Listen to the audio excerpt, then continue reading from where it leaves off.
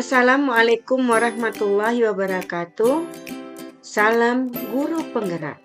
Saya Muriani SPD, calon guru penggerak Angkatan 7 Provinsi Kepulauan Riau yang mengajar di SLB Negeri 1 Tanjung Pinang dengan fasilitator Ibu Dr. Randa Siti Nurayati MPD dan pengajar praktik Ibu Evrina Parmawati SPD.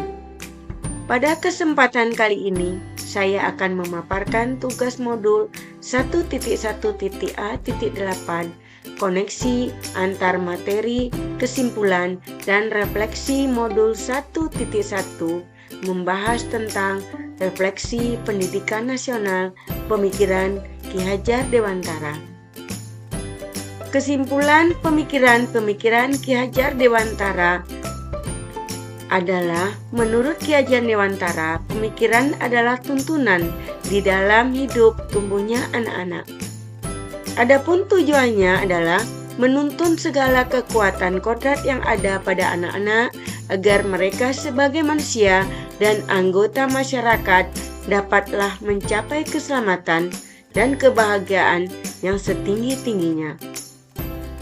Trilogi Ki Hajar Dewantara yang berbunyi Ingarso Sumtulodo Ing Madio Mangunkarso Tudhuri Handayani memiliki arti bahwasanya seorang guru harus bisa di depan memberi teladan, di tengah membangun motivasi, dan di belakang memberikan dukungan kepada para murid-muridnya. Dari ketiga filosofi tersebut, kaitannya dengan seorang guru adalah sebagai pemimpin pembelajaran, guru harus mampu mengambil keputusan dalam setiap hal yang dia temukan dalam lingkungan pendidikannya dengan menerapkan filosofi trilogi Ki Hajar Dewantara tersebut. Dalam setiap pengambilan keputusan harus berpihak kepada murid. Menurut Ki Hajar Dewantara, nilai-nilai yang ditemukan pada dasar-dasar pendidikan diantaranya adalah: yang pertama, menuntun segala kodrat yang ada pada anak sehingga mencapai titik keselamatan dan kebahagiaan yang setinggi-tingginya. Yang kedua, budi dan pekerti, yaitu budi pekerti adalah karakter merupakan perpaduan antara gerak pikiran, perasaan, dan kehendak atau kemauan sehingga menimbulkan semangat. Yang ketiga, pendidikan diibaratkan petani yang menanam padi. Yang keempat, bermain merupakan kodrat anak. Dan yang kelima terakhir, pendidikan yang berupa memenuhi kodrat kebutuhan tumbuh kembang anak.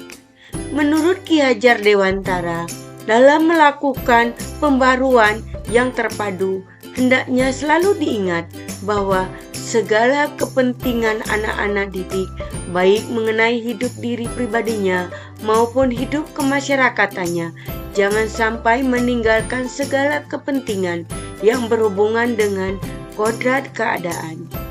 Ki Hajar Dewantara menjelaskan bahwa dasar pendidikan anak berhubungan dengan kodrat alam dan kodrat zaman. Kodrat alam berkaitan dengan sifat dan bentuk lingkungan di mana anak berada, sedangkan kodrat zaman berkaitan dengan isi dan irama. Pertanyaan pertama, apa yang saya percaya tentang murid dan pelajaran di kelas sebelum saya mempelajari modul 1.1?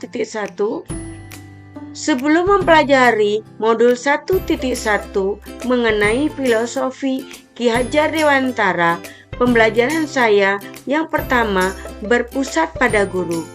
Sebagai seorang guru, dalam proses belajar mengajar selalu berpusat pada guru serta guru menjadi subjek, sehingga ilmu yang guru transferkan juga bersifat klasikal, yaitu dengan model pembelajaran ceramah, tanya jawab, serta diskusi, sehingga guru menganggap jika model pembelajaran yang dilakukan tersebut sangat efektif serta diterima peserta didik dengan sempurna. Yang kedua, berorientasi pengetahuan. Sebagai seorang guru, sebelum mempelajari 1.1 mengenai filosofi Ki Hajar Dewantara, saya selalu berorientasi terhadap bagaimana pengetahuan siswa terhadap suatu pemahaman materi yang telah ditentukan. Sehingga penilaian hanya berbasis pengetahuan saja, tidak mementingkan sisi minat dan bakat keterampilan. Model pembelajaran juga selalu berorientasi kepada murid. Pertanyaan kedua, apa yang berubah dari pemikiran atau perilaku saya setelah mempelajari modul 1.1? Adapun perilaku saya setelah mempelajari modul 1.1 ini adalah yang pertama, pembelajaran berpusat kepada murid. Menurut Ki Hajar Dewantara, tujuan utama pendidikan adalah menuntun tumbuh kembangnya anak secara maksimal sesuai dengan karakter kebudayaannya sendiri, sehingga sebagai seorang pendidik diibarat seorang petani. Pendidik hanya dapat menuntun tumbuh atau hidupnya agar dapat memperbaiki lakunya, bukan dasar hidupnya, sehingga mengeksplorasi pengetahuan dan memahami mereka dari pengalaman belajar yang mereka lakukan di sekolah sesuai dengan minat dan bakatnya.